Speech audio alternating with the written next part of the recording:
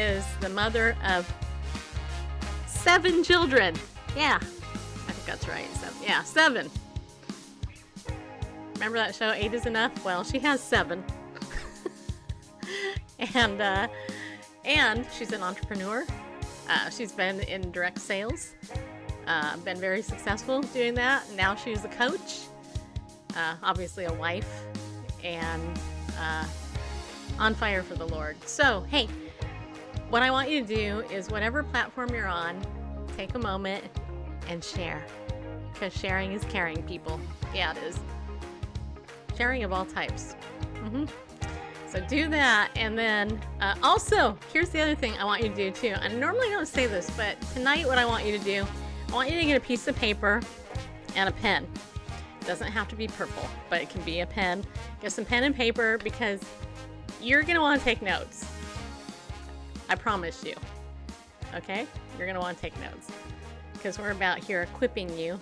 Last night we talked about biblical worldview. What we do here on this show is offer you the opportunity to change, but walk in the Spirit, right?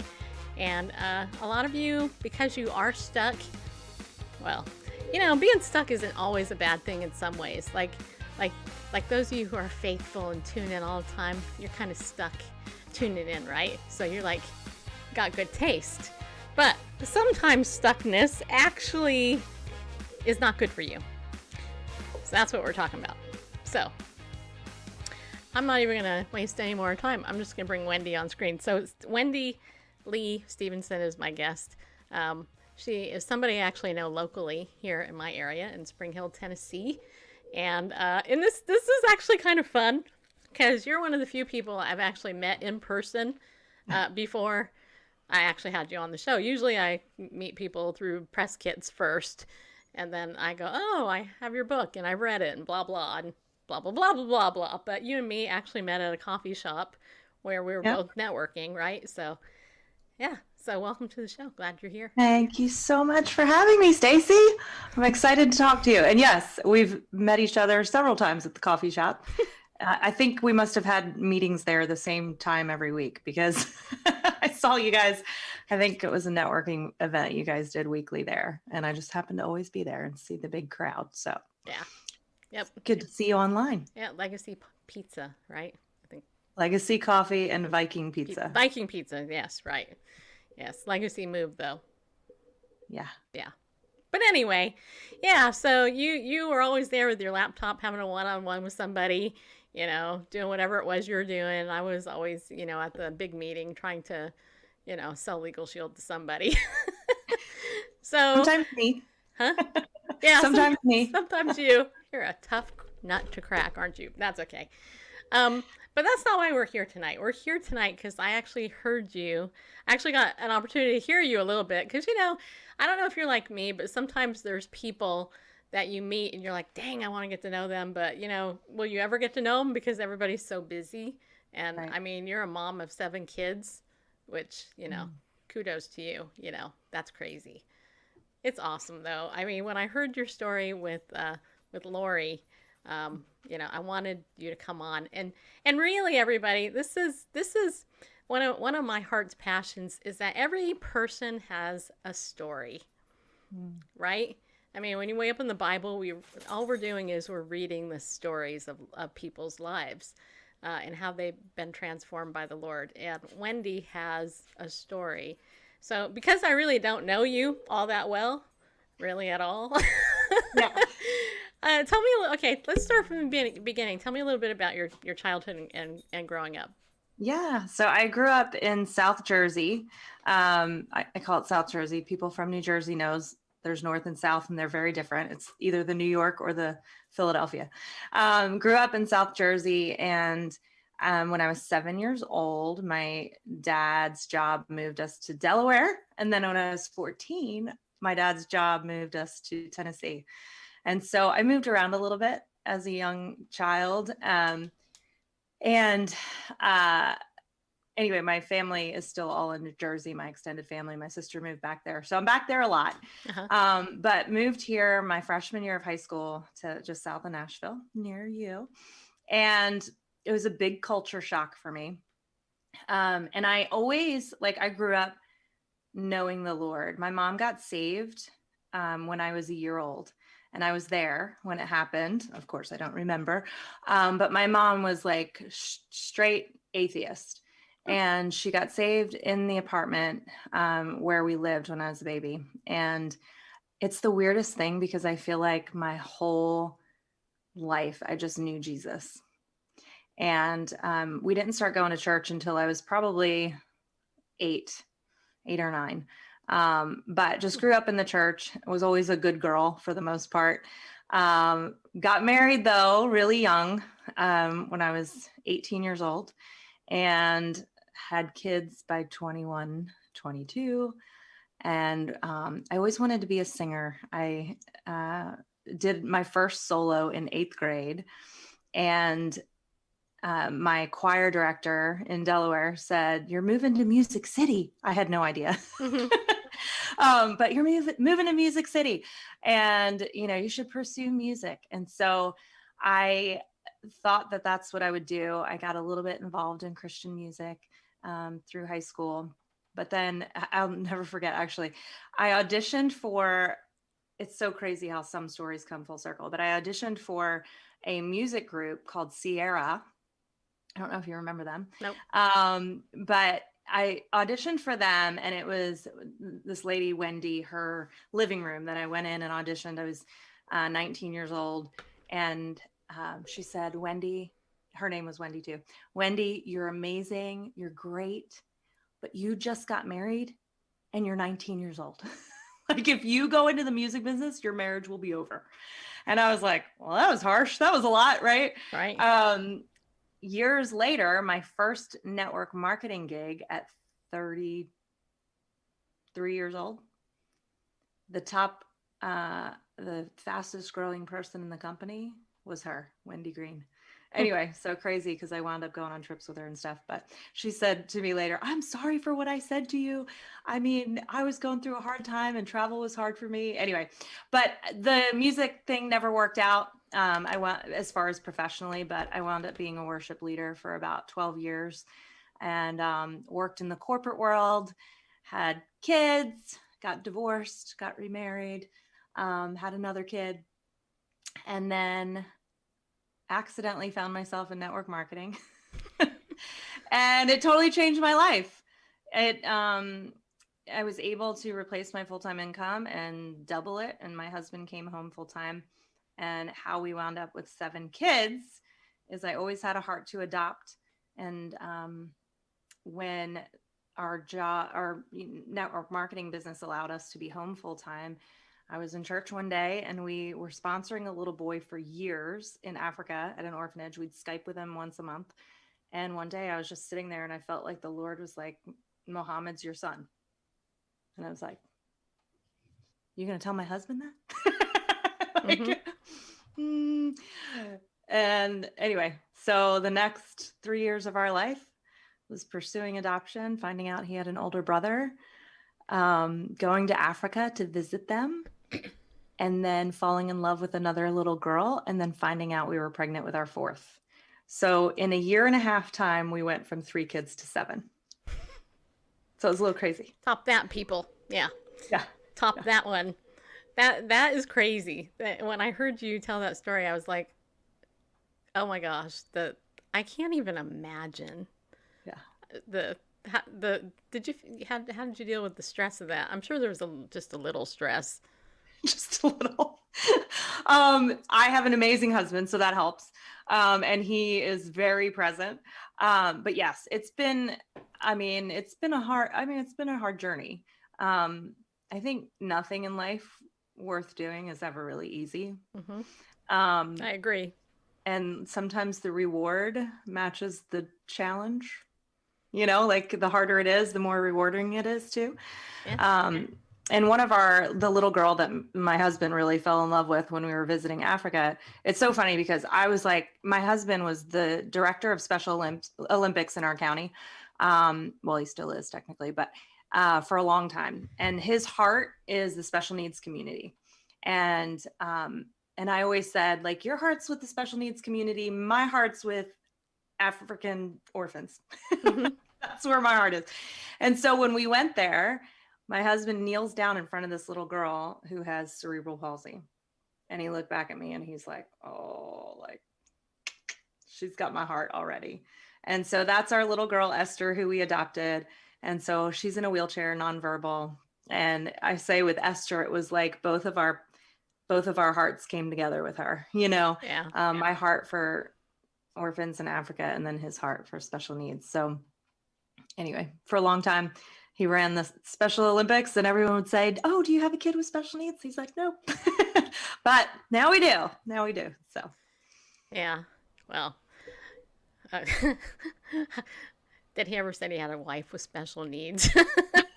But like a special need to love people, I think that is so great. That was supposed to be funny, by the way. It wasn't supposed to be an insult or anything. Yeah, that is so, that just so touches me. Because you know what? God gives everybody a gift, right? My gift is not adoption. I couldn't have kids because of a uterine thing. And, and I didn't get that call, right? But I have a burden for other things like the gay community and stuff like that. So there's, we have different callings and all that. So, okay, so let's back up just a little bit. So you gave us the thumbnail or the condensed version of your life. So you're raised in a Christian home, which is really cool. I wasn't. I had a radical conversion in high school, so that was kind of interesting too. But you got into direct sales. Okay. Now I actually last weekend, I think it was last weekend, or maybe it was the weekend before, had a top $1 million ring earner in Legal Shield, a woman, on the show, because direct sales happens to be, as you know, one of the only fields where you can build residual income, and women get paid more in direct sales than anywhere. Yeah. Right? So talk to that, because I'm kind of on a mission, just a little mission to, to give direct sales a good name as opposed to all anti-MLMers who are out there. I don't know if you've noticed a rise in these anti-MLMers who want to kill everybody who's in direct sales. But you're proof. You're more proof than I am that you can be successful in direct sales. So how did that happen? Yeah. So I had that corporate career that I was really actually very proud of. But I found myself in the 15 years in the corporate world, always hitting a ceiling. One of my last businesses I worked for, I was promoting really quickly in the company, and they actually gave me a whole division. And anyway, the VP of sales came in and spoke to me, and he's like, Wendy, what are your dreams? You're going so far in this company. You've been, doing amazing things, and you have so much potential. Where do you see yourself, 10 years from now? And I said, well, ultimately, I want to be the CEO. And he looked at me and he goes, a woman will never be the CEO of this company. Ouch. And I was like, wow, okay. So that was really the first time that I had it right in my face that, me being a woman is going to hold me back, and I don't take that well. So it wasn't long before I was out of there. But I did find that my next two businesses that I worked for, and I hate to say that, but I hit walls, ceilings being a woman. And it was spoken to me that way plainly, that's why.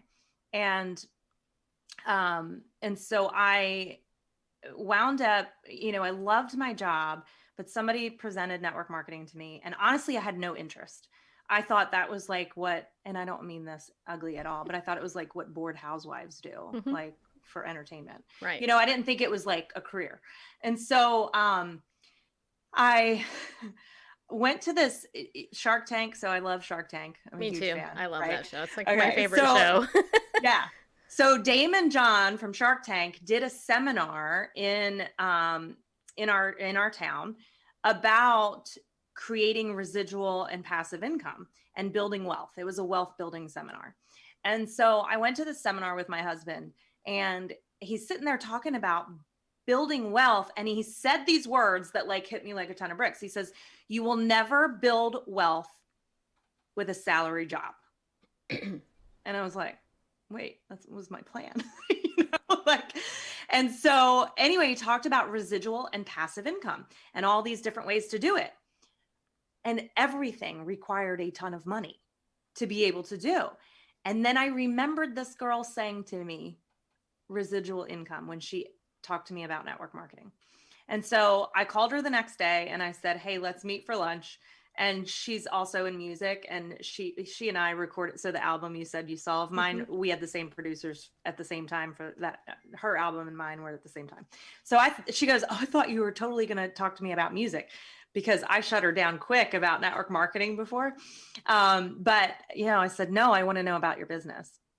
And so that night I signed up, and that was in October of 2013. And then by January, I had like a $500 paycheck, and I felt like I didn't do a ton. I just worked it while I was traveling for work, like when I was bored in my hotel at night. And I thought that was really exciting. Anyway, and then it was this moment, and maybe some working moms can relate, but I came home from a trip. I had traveled for 4 days. I came home. I had to turn around and leave for a conference that weekend. And my three-year-old at the time, he's 10 now, but he's 3 at the time, he grabbed my face and he looked at me and he said, Mommy, don't ever leave.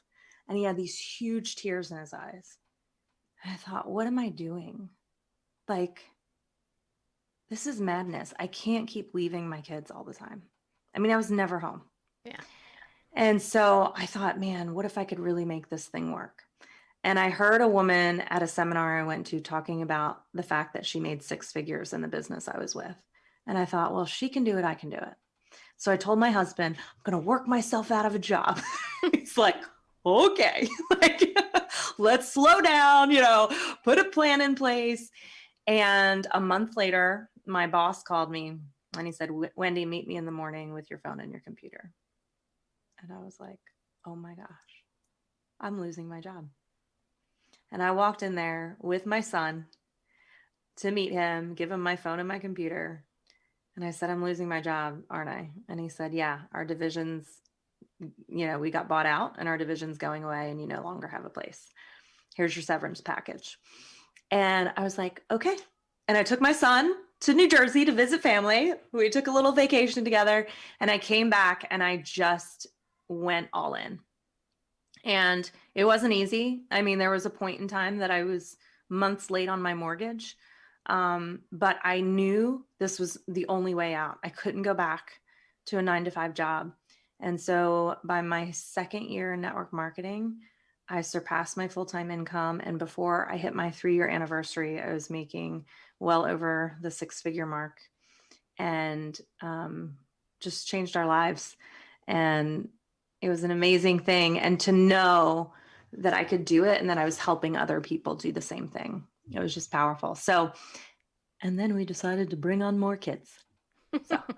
Okay, so let's go back just a little bit. Okay, so, and you can see me, you're seeing me down here, but I'm looking up there. So, so I love hearing this. Okay, let me ask you a little bit about you.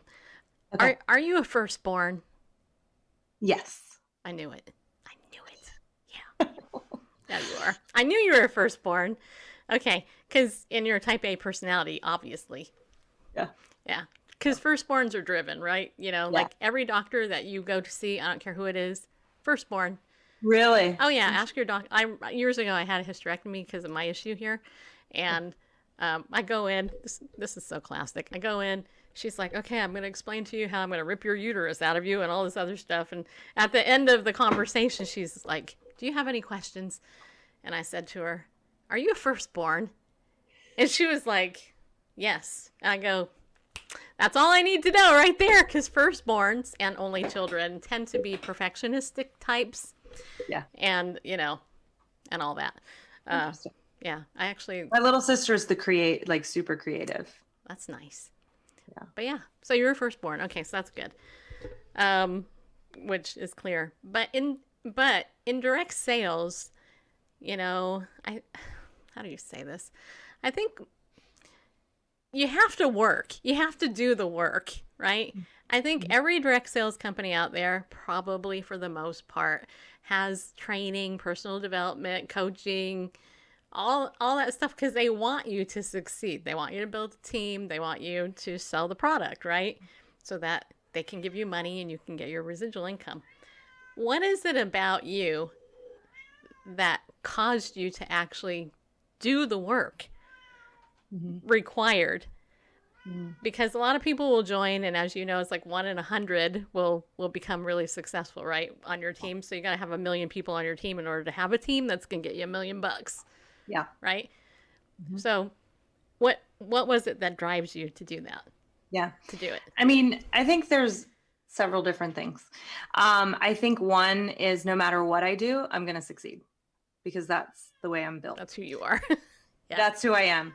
And sometimes that's hard for me as a team leader, because I have to realize that not everyone is made like me, and not everyone can, I know I have confidence that I can change my life if I decide to, and I don't let circumstances dictate what I do. I let vision dictate what I do. And so a lot of people ask me, how did you achieve so much success? I was like, I just decided I was going to. And I learned, and I was resourceful, and I didn't stop. Actually, it's so funny because I'm going to tell you this story because I think it's powerful. And I just realized this the other day. Okay. My very first corporate job, I was 19 years old. I came in as a temp.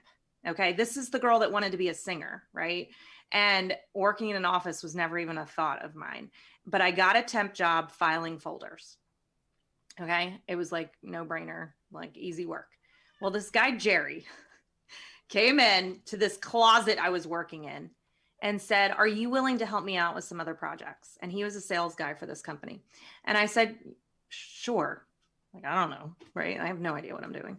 And I said, sure. And he said, great. And he gives me, and I don't even remember what it was at the time, but he gives me all this stuff, and it had to do with the EPA. Okay. This was a company that was creating pesticides that were organic anyway, but we had to deal with the EPA. And so he's like, I need you to figure this out. And I can't remember exactly what it was, but I'm sitting here going, figures, like, what's he nuts? Like, I don't even know what this is. I don't even know what the EPA is, right? Like, and I went and asked him questions. And if I'm being real with you, he was a total jerk. Okay. And he came back to me and he said, do not ask me one question. Figure it out yourself. And I was like, I literally cried. I went home crying because this guy was so mean to me. And I didn't know what I had no idea what to even do. And then the next day he's like, Wendy, pick up the phone and call that phone number. Start there, figure it out. And guess what? I figured it out. I made so many phone calls. I talked to so many people. 3 weeks into the job I did for him, the brand president came to me and said, do you want a job in marketing? And I was like, sure. And then he put me in the marketing department. And then I was in charge of taking our manufacturing process and taking our formulation from our scientists to the manufacturers to dealing with the design labels and the EPA regulations and shipping to customers and customer service. I did all of it. And I've always tell that story without the Jerry part. I always talk about, I got this temp job. I got this opportunity. I learned so much at this job. And just the other day, somebody asked me, Wendy, what made you so resourceful? And that memory came back to me. And it was the jerk, Jerry, who I now should go find and thank. Yeah. That made me ask questions and figure things out myself. And I think that's what, we're kind of lazy, right? Especially the younger generation that can Google anything. Right. And I think that just digging in and making up your mind that that you can do and be and achieve anything you want, right? That our circumstances, that's a big thing that I try and teach people over and over, that your circumstances do not determine where you go, right? Jim Rohn is one of my favorites. And one of the first courses I ever bought was through Darren Hardy. And it was all these Jim Rohn teachings. And he says, you know, it's not about the way the wind blows, it's about the setting of the sails, and that we have control of how we set the sails. And so I just made up my mind that I was going to do it. I had no mentorship in it. The girl that brought me in had no clue what she was doing.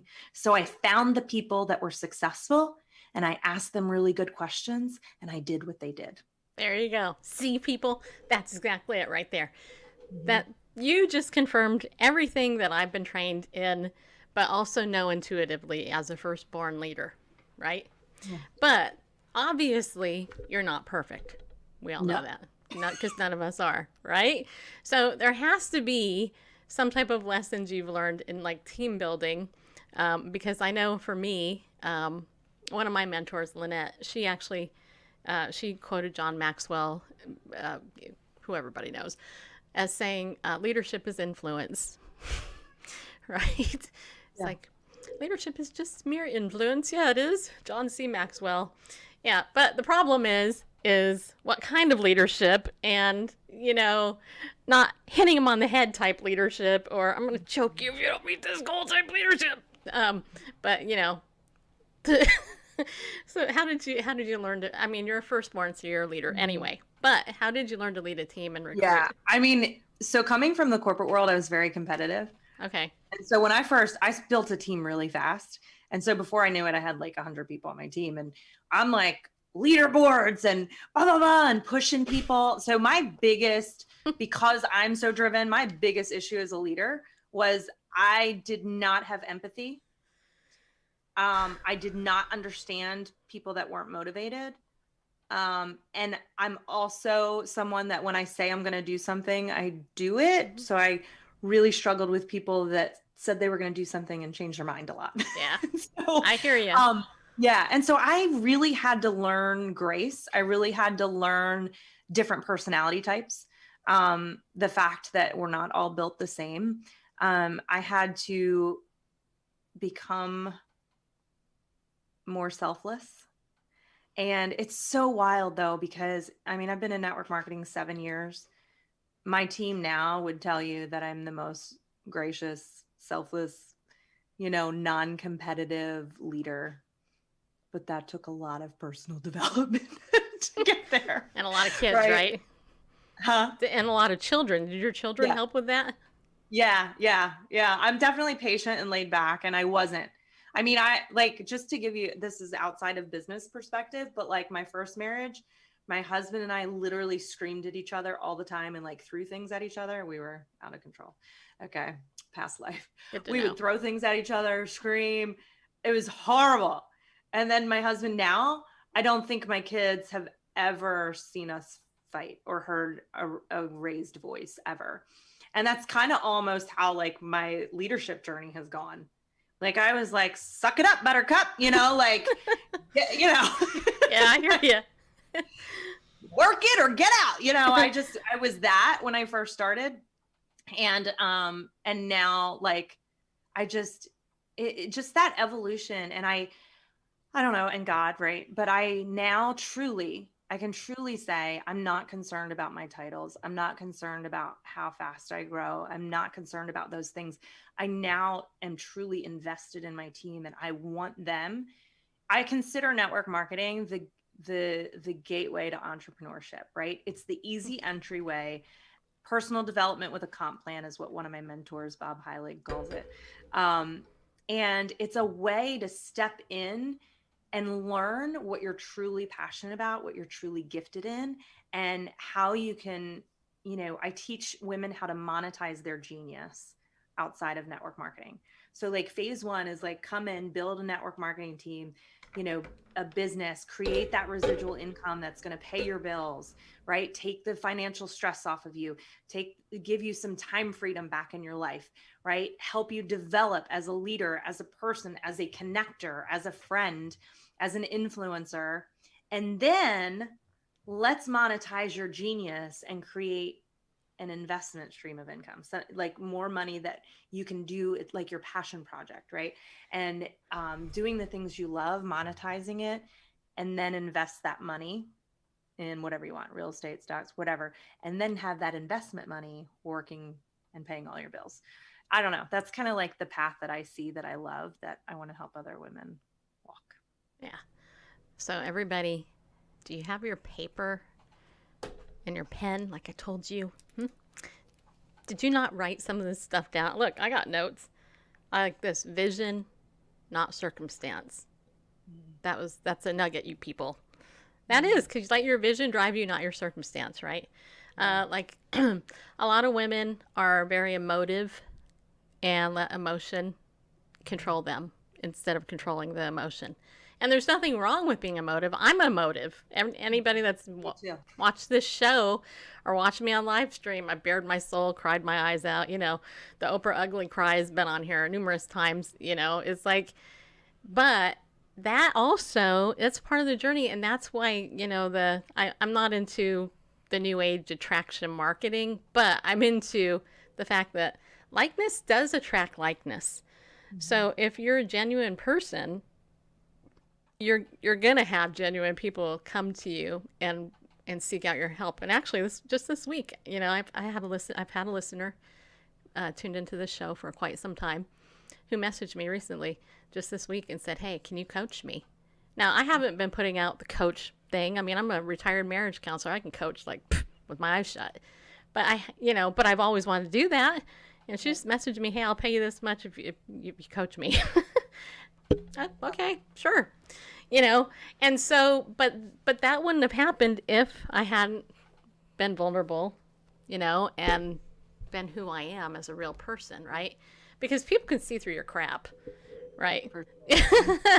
You know, oh yeah, they can. And you know, as a Christian, on top of it, you have to bear that title as well and represent God.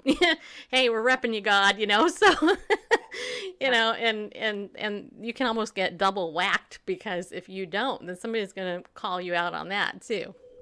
Yep. You know, it's so funny you talk about emotions, because that's been something like that I've really been paying attention to lately.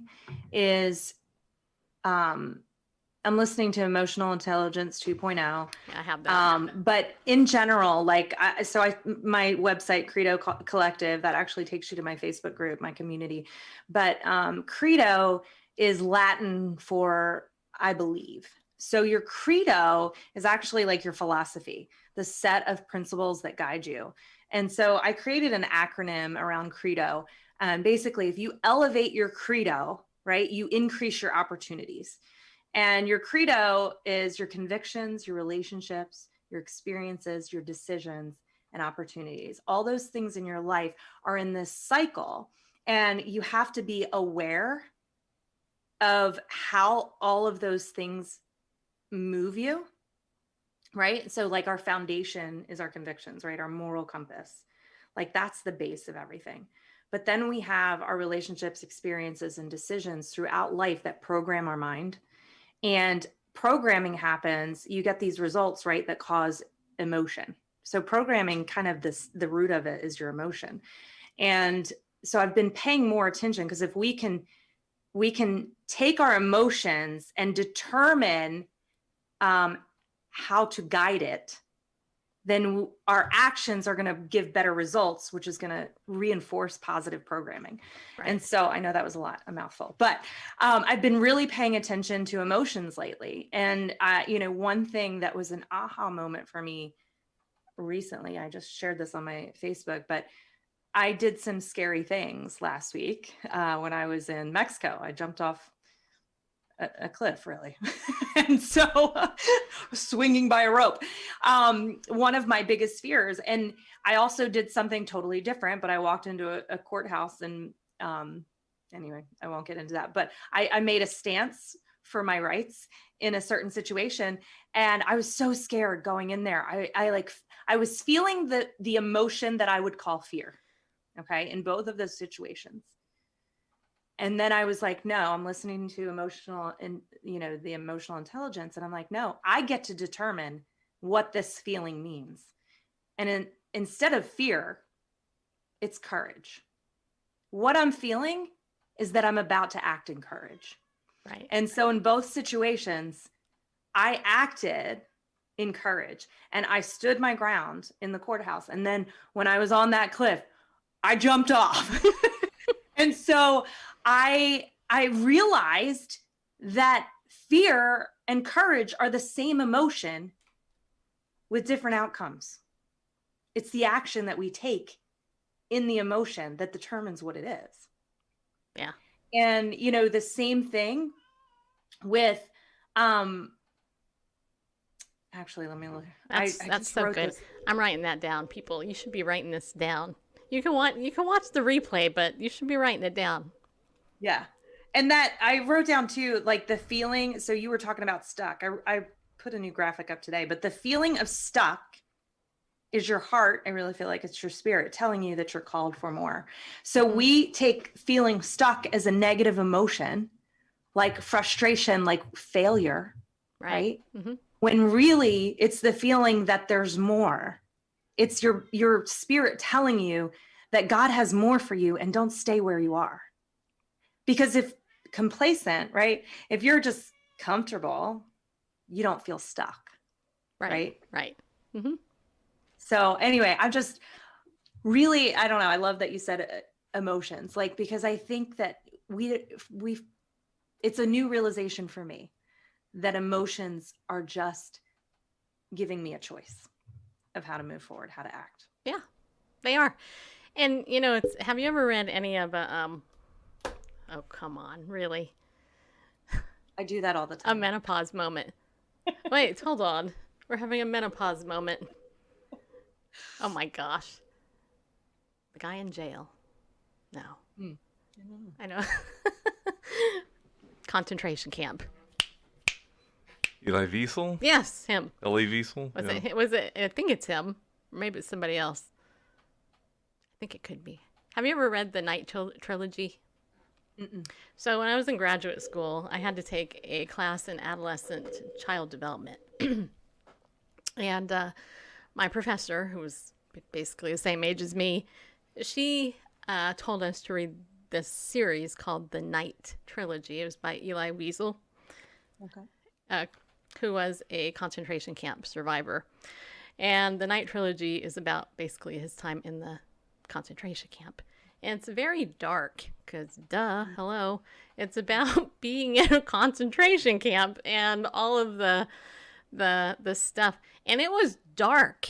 It was dark, depressing, but also extremely inspiring. And I said to my teacher, her name's Julie, I said, Julie, why are you having us read this? This is for adolescent teen development. I was expecting, some Judy Blume or something, not this, Right. And I'll never forget what she said to me. She said, you need to read this so that you'll be able to understand the dark nights that these adolescents are going through today.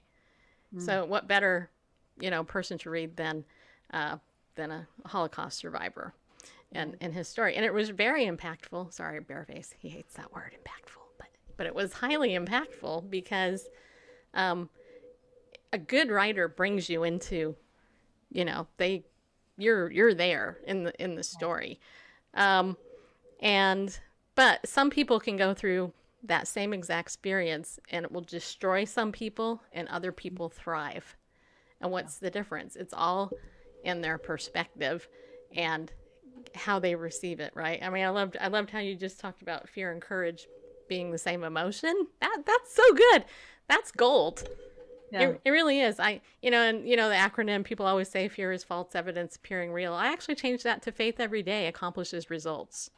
Oh, love it. Because forget the fear.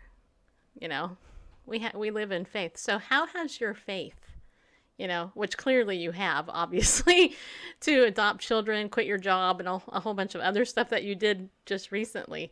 And so I want to come up closer to more present. So you actually shared a video on your site, I think it was last night, on 1 year anniversary, right? So talk to us a little bit about that, because you guys, you're going to love this. And if you've ever not had any money, which I've been there, if you've ever felt stuck, well, anyway, just listen to Wendy. Okay. Yeah. Yeah. So yeah, that was a hard one for me because nobody had any idea a year ago what I was going through. So I had, really successful network marketing business. And in 2019, I really felt like the Lord was calling me in a different direction and to actually leave that company and join a different one. And it was overwhelming, like just the signs from the Lord that that's what I was supposed to do.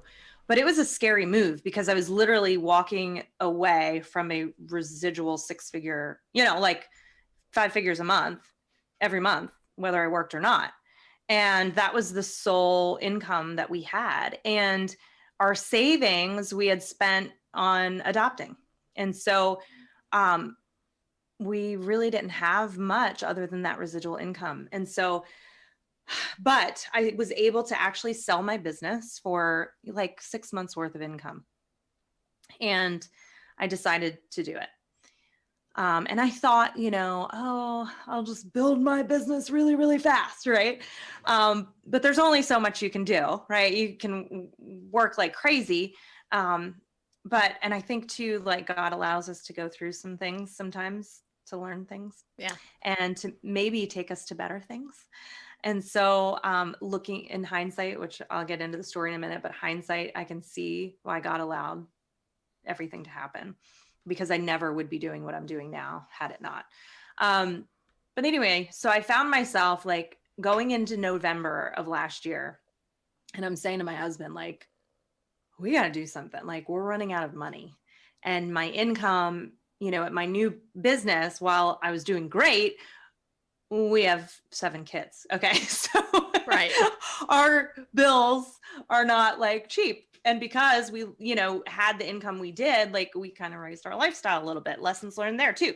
Anyway, so we we're coming in November, and I honestly was starting to panic, and I was like, I don't know what we're gonna do. Like, so it was the first week of December, and I was watching this video, and I literally, you guys, I had $200 left in my bank account. Payday wasn't until the 15th. And then I had my, all my bills due, and then Christmas, and my paycheck wouldn't cover all that. And so I'm sitting there, like, when you feel like just, you can't breathe, and somebody accidentally tagged me in a live video. And it was a woman that I had seen on stage a couple months prior that totally like rocked my world. I don't know, like everything she said was like, oh my gosh, it just spoke to my soul. And so I get accidentally tagged in this. My girlfriend Mindy's like, I so meant to tag a different Wendy, but God knew, right? And so I'm watching this woman, and she's talking about the year that she had no money at Christmas to buy her kids gifts, and how she was at rock bottom, and like, everything changed after that. And she's telling her story. And as she's telling her story, I just resonated, because I'm like, one, I'm upset that I've worked so hard. I've accomplished so much. And now it's embarrassing because nobody knows how broke I am right now. Right. And they're seeing me in my new business, and I was promoting like crazy, and I was doing well. Okay. Mm-hmm. But I wasn't doing well enough for what I needed. And so I was in tears watching her, and I was like, she was promoting a course that was $500. And I was like, I have to take this course. I have to do it. Like, I know that I need something. Like I was stuck. I was feeling stuck and like sorry for myself. And I knew I was feeling all these emotions that I didn't need to feel, and these reacting in a way I didn't need to react. Right. And so I was like, I have to do this course, but I knew I didn't have the money. Like literally I could try and my card would decline. Right. Mm-hmm. So, and we don't have credit cards or anything like that. So anyway, the next day I'm like, Lord, if you want me to learn from this woman, you got to provide a way. And so I was with my friend Scott, and he was my guitar player for worship and different things we did. And anyway, we were practicing some music, and I got to talking to him about, I'm like, man, I listened to this woman, and literally not saying anything, never in a million years did I think he would do what he did, but I'm telling him about this. And he's like, well, how much is the course? And he had no idea what kind of situation I was in. And I was like, $500. He's like, just do it. And I was like, I can't. I have $200 in my bank account right now. And he was like, Wendy, like, because he was in shock because he had no idea. And he said, you know what? I never donated to your adoptions. So I'm going to give you the money for the course. I'll pay for it. Let's sign you up right now. And I was like, oh. So he did. And a year ago yesterday was my first day in that course. And I changed my morning routine. I started waking up every morning. What she taught us is to wake up. And I always read my Bible, but I never wrote gratitudes. She said, wake up in the morning, write gratitudes, write your goals every single day. And then I did my Bible time, and then I read the scrolls from Og Mandino's Greatest Salesman in the World. I don't know if you've ever read that. I have. I've read it. Yeah, so amazing. And anyway, I started in this course a year ago yesterday, and by January 14th, I had started a new business for my personal brand. So I still have my network marketing business. I started my coaching business. The 4th of January, I started my coaching business. And by the 14th, I had made $12,000 in my coaching business. And it was just like, what? Like, I had no idea that I could do that. So, and that people would pay me to coach them. But like the first person I got on a call with, she paid me like $3,000, like right there. And I was like, okay, we're doing this. Anyway, and so I actually wound up joining this woman's mastermind. Danelle Delgado is her name. I wound up joining her mastermind. Absolutely changed everything for me this year. I have a whole new level of belief and vision. And it's so crazy because I've had all these dreams for so many years of the things I could accomplish, but I had no idea how I would get there. And this year, 2020, I see it. I not only have the vision, but I also have the path. Yeah. And so, and I've actually had a 6-figure year in my coaching business. And during 2020. During 2020. And I have to tell you, I'm throwing that in there because a lot of people, when COVID hit, you know, a lot of people lost their job. You know, a lot of people went on unemployment. A lot of people committed suicide. And I'm not trying to be dire, but that has happened. I know people, you know, because of that financial stress and stuff. But the direct sales industry, completely booming. And then there's people out there who bag on the direct sales industry. But the reality is, I know with Legal Shield, our numbers have exploded in this year. And with yours as well, clearly. Yeah. I've had definitely record-breaking months. I think I had a record-breaking month in my network marketing business, May, June, July, August, September, November. Yeah. So October was the only month that wasn't my highest ever. Yeah. So that grew like crazy. And we even had a ton of inventory issues, but it still kept growing, you know? Yeah. And so, I mean, even in my company, right, people started to go, oh, stuff isn't shipping. And people with a scarcity mindset or negative, you know, and that are all about the circumstances and not problem solvers. Right. Didn't do well through that. Right. Yeah. But, no, and a lot quit. I'll go to Walmart and work. Right. Yeah. And so, but the people that were resourceful and positive and problem solvers, right, we grew. And so, yeah, so grew my network marketing business and my coaching business, which I really, with COVID, because I was doing well with coaching and then COVID hit and I had a couple clients go, just kidding, I can't do that, you know? Yeah. And so I thought, I don't know how well that's going to go. But then in August, I ramped back up again. And my last quarter was the highest earning quarter I've ever had in my career. Awesome. That's awesome. Thank you. That is so awesome. But I want to throw in there too, and I said this in my video last night, this has also been the most personally challenging year of my life. Yeah. So I am the mom to 7, but one of my kids is no longer living with us, our oldest that we adopted. And I'm not going to get into details, but it was literally my worst fear in bringing him home came true. Oh. And And it's just been a lot. Like there's been a lot. Like I had a friend whose ex-husband, anyway, there was murder and he's in jail. Like there's all so many things that happened this year that are like, you know, my friend's daughter took her life. Like there's just so many things, so much tragedy, so much heartache. And so I want to say that because some people have looked at me this year and be like, oh, well, you just don't have issues like the rest of us, Oh, you yeah, know? you do. And I'm like, well, let me just tell you about my issues, right? But I let them drive me to do more, to achieve more, because I want to be able to give back bigger. And honestly, like Stacey, I don't know if you feel this way too, but it's like, so I struggled for a long time with success. When I became an entrepreneur, I had no problem helping the CEO of whatever company, you know, grow his business. But when it came to my own business, I struggled with this idea of money, being a Christian and success.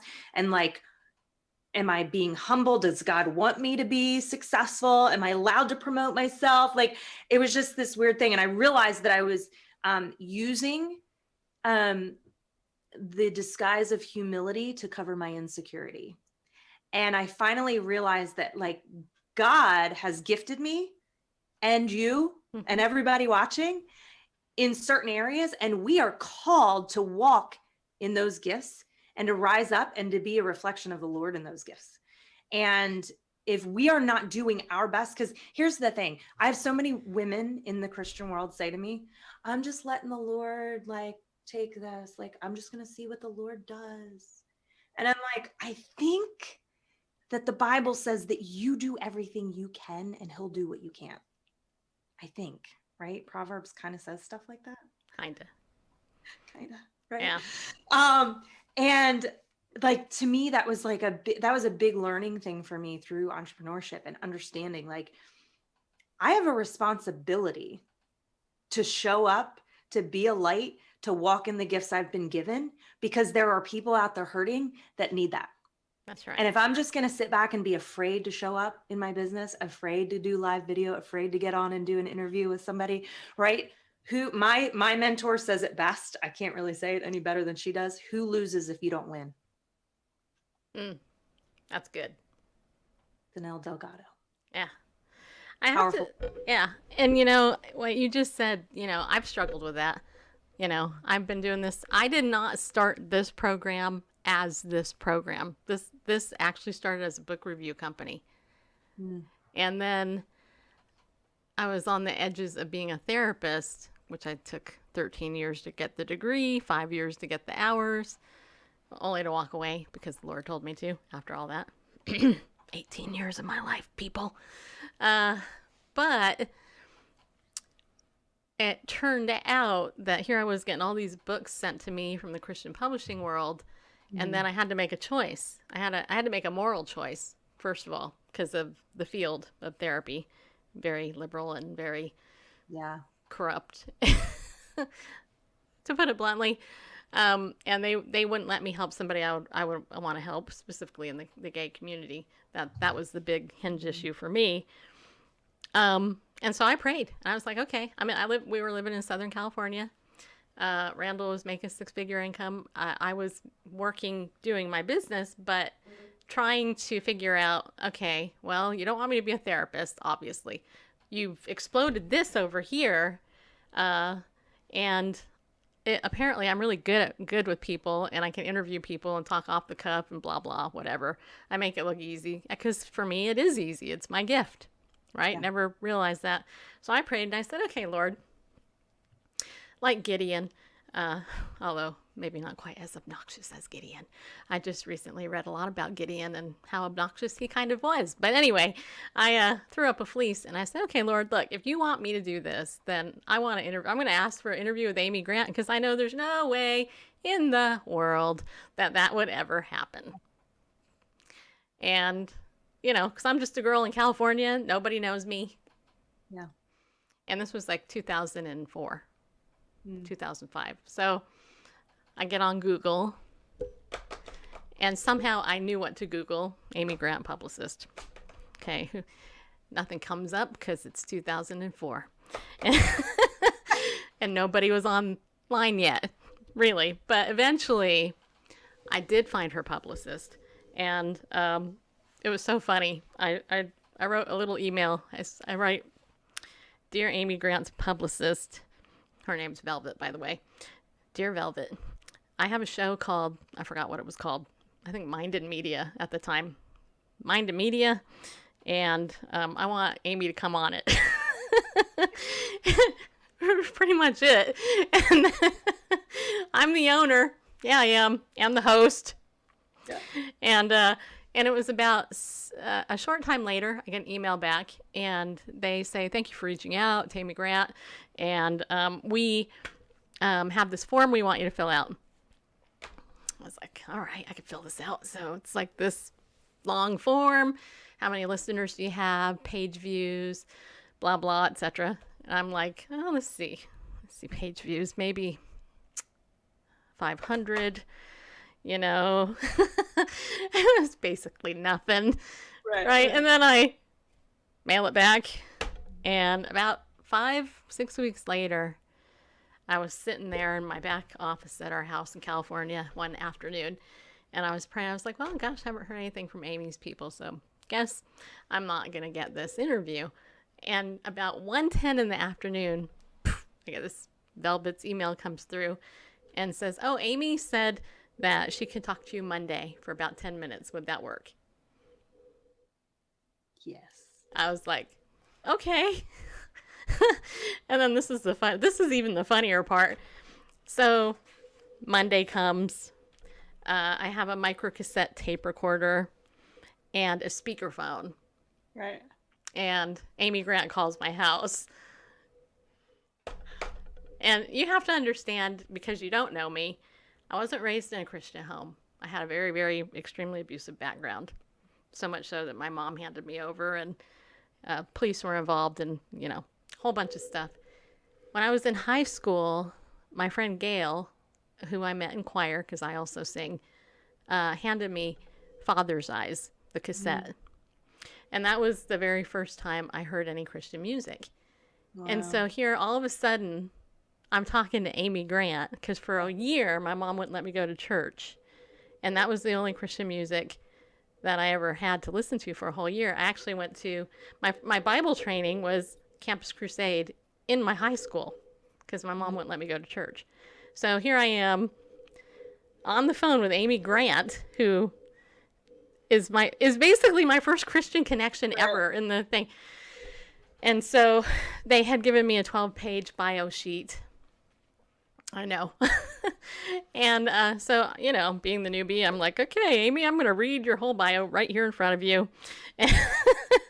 And our 10-minute interview will be up. Yeah, well, but at one point, anyway, make long story short, she you know, I was so nervous. And she says to me, "I just want you to know, it's just us girls. We can just talk." I said, "Oh, okay." So we ended up talking. It turned out I was her first podcast, actually. Wow. So but from that, the door opened for me to do a lot of stuff. And then 3 years in, the Christian publishers cut me out. They kind of, you know, are slimy. They cut me out. And then I did just a whole bunch of social media stuff. And just kind of, as this has grown, I've learned to monetize it a little bit. But it's not because I'm like so humble. I don't know that I'm very proud, but I'm not like, oh, I don't deserve money. No, I get frustrated because I do deserve the money, but I just don't know how to make it as an entrepreneur. So, you know, that skill set that you have is something that I need. We can chat. Yes, yeah, I know. But anyway, all that to say, it's a common thing. And, you know, there's no reason why some of my friends I've been talking to, we've been dealing with some stuff, we can't get what we want if we do the right thing. And I will just say one last thing that I've learned this year is putting God first, truly putting him first, and just saying, okay, God first, for real, not fake real, but for real. No 1 minute devotion, no one scripture verse of the day, but like I'm in the Word and I'm reading the Word and I'm studying it. And then I'm going to do my work. And if I don't go to a networking meeting, it's not going to happen. I'm going to tell you what happened the last 4 months. I've been in this thing. This is exactly what I've been doing. And as you know, in network marketing, you have goals you got to meet, right? If you're going to get your bonus, you got to hit goals, right? So for the last 4 months, put God first. Every single month, God has come through. Even this month totally cracked me up. I'm like, okay, Lord, look, I'm so burnt out, but look, I'm putting you first. You know I'm putting you first, right? And now all our network meetings are quitting, and I'm sick of reaching out to these same people and blah, and God's hearing everything. I get this message out of the blue just yesterday. I'm 1 point from hitting my bonus. Oh One my God. measly point. And you know what that means. Another membership. You got to hit another. I'm like, really, Lord? Come on. 1 point. Well, so I go into LinkedIn and there's a message in there from a guy that built a website for me a decade ago. Wow. And in the message, he said, I see that you're selling this. I want to buy it from you. Or do you know somebody I can buy it from? Now, I busted up laughing when I saw that because I was just like, there it is right there, you know? And anyway. I love it. Yeah. And Stacey, so a couple of years ago, I was in that mindset. Well, it was a year ago. I guess it was a year ago. That we do what we can, God does what we can't. And I had this, like I was working, and I felt like, things weren't really moving. And all of a sudden I get a message from, are you familiar with Ray Higdon? Yeah, I've heard the name. Okay. So he's one of the top 10 network marketing trainers in the world. And so I get a message from Ray Higdon's, like one of his people, that says his wife, Jessica, wants to interview me on her, business page for Mompreneur Monday. And I was like, what? Like, these are people that I follow. I buy all their stuff, right? And I still to this day have no idea how they found me. No idea. But so I get on and I'm doing an interview with her. I'm so stinking nervous. I can't even handle it. Like, normally I don't get nervous on interviews, but right. There was really no prep or anything. And I don't know. I was really nervous, and she was really digging in to try and get to my, like, she's like, oh, you have this great story, but how hard is it really? Like, she really wanted me to speak to the pain of it. And I was like, oh, like, anyway. So not only was that interview her most viewed interview outside of Chalene Johnson, which has a huge following. Most viewed interview outside of her. But somebody just sent me a screenshot a couple weeks ago and said, Wendy, your story's in Ray and Jessica's book. So they just put out a new network marketing book and my story's in there. And I had no idea it was going in there. But it was one of those things, like, just like with God, like, okay. Because it's like, you can only do so much, right? Like, you can do all the things, but like, there's certain things that he's working out that we don't see. Right. And that was one of those like moments for me that I'm like, all right, God, you got my back, right? Like, I do what I can, you do what I can't. Yeah, you're only responsible for your activity, not the result. Mm-hmm. Right? Yeah, exactly. Yeah, but the problem is that a lot of people don't do the activity and then they get mad at the result. Exactly. Which is their result. That's the result. So, okay, well, my husband here has been telling me we need to shut up in a nice way, this way, and all that. So, and so it's been great talking to you. So go ahead, tell everybody where they can get you, they can find you, they can, and feel free to plug your product and your company and your direct sales company as well. Okay. So I'm cool with that. Yeah. Indirect sales, like, say the name of the company. Yeah. Okay. I'm with Modare. And I absolutely love it. We have clean living, non-toxic products, anything from oral care to hair care to diet nutrition, whatever you want. So, absolutely love it. My favorite product is the collagen. So, and then as far as social media, I'm Wendy Lee online, facebook.com/Wendy Lee online, or Instagram. I've recently been shadow banned on Instagram, so would love any love y'all can give me over there. So, Instagram.com/Wendy Lee online. And then of course my website, the link below, that URL will take you to my Facebook community. I go live in there and do training Monday through Friday. And it's just a nice, fun place to learn and grow together. And I also do, one-on-one coaching, and then I have a group mastermind coaching for women that it's specifically, my mastermind is for women that want to build a six-figure income in network marketing. Nice. So. Yeah. And I want to add, because you didn't, that Facebook can be a butthead. They actually banned you. I mean, you had to start over. So again, that's another like punch in the face to Wendy. Yeah. August, I came home from a retreat.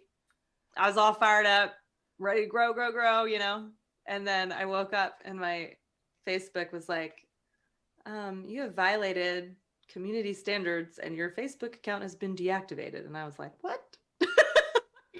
Didn't tell me what I violated, how I violated it, nothing, just literally shut it down. So every video that I had in my training group for 5 years gone, like everything gone, and never got it back. But I just let it, another one of those circumstances, I just let it drive me to show up bigger, and I did. And learn to back up someplace else. And I learned lots of good lessons. Yeah. So people, just telling you, Wendy, she's gone through it. She's got 7 kids. She's got a husband. She's had her, a lot of hard knocks here. We're not talking, she broke her fingernail. Okay. We're talking like serious stuff, which, that is serious, but not as serious. So hopefully this has inspired you. Wendy, you've inspired me, and I'm glad you came on the show. Thank you for having me. I appreciate it. And, everybody go to her website, credocollective.com, if you need that. We'll go ahead and put that in the notes so that you have it directly. And as I always say, people, be bold, stand up and go with God because he loves you. Yeah, he does. And thanks for tuning in.